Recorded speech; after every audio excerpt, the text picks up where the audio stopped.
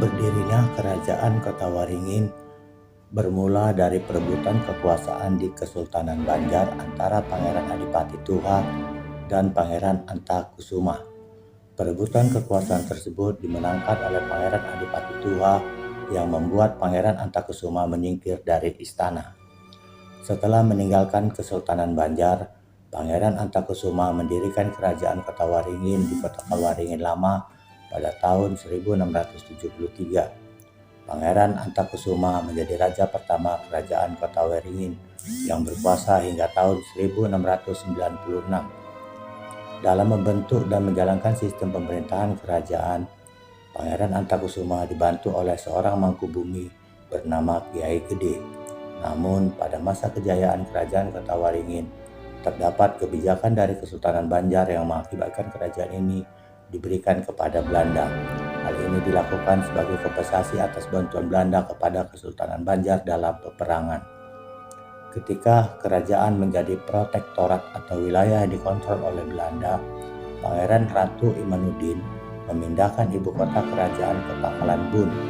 Sejak itu, pusat pemerintahan kerajaan berada di Istana Kuning yang masih berdiri hingga kini.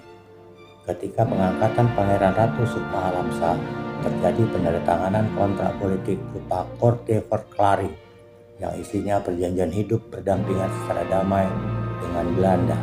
Kendati demikian, menjelang kedatangan Jepang, sikap anti Belanda berkembang di kerajaan. Alhasil, ketika beberapa tokoh mendeteksi memihak Jepang, mereka segera ditangkap Belanda.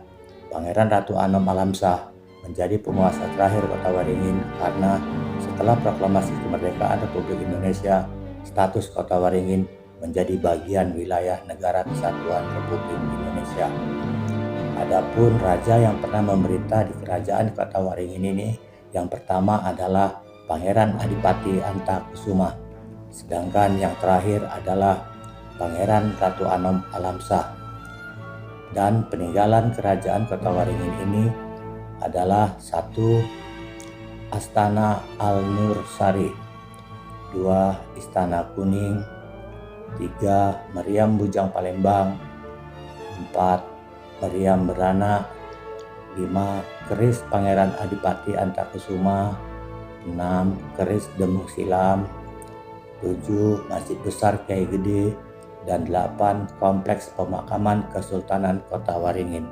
Terima kasih.